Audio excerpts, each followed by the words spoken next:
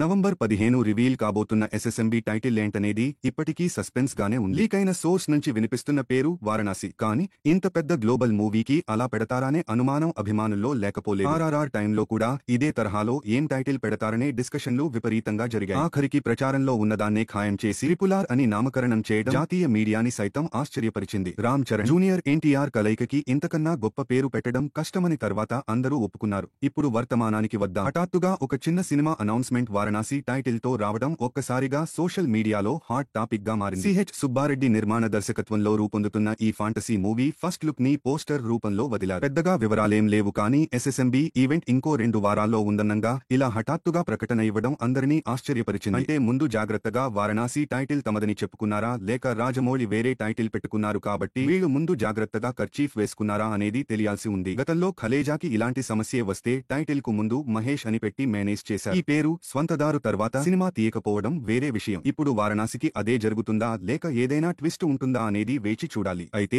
జక్కన్నని తక్కువంచనా వేయడానికి లేదు. చాలా పకడ్బందీగా ఆయన ప్లానింగ్ ఉంటుంది. ఎస్ఎస్ఎంబీ 29కి వేరే టైటిల్ అనుకుని ఇప్పటిదాకా లీక్ కాకుండా కట్టుదిట్టంగా దాచి ఉంచినా ఆశ్చర్యం లేదు. క్రైమ్ థ్రిల్లర్ లాగా ఈ మలుపులు చివరికి ఎక్కడికి దారి తీస్తాయో తెలియాలంటే ఇంకో 13 రోజులు ఎదురు చూడాల్సిందే.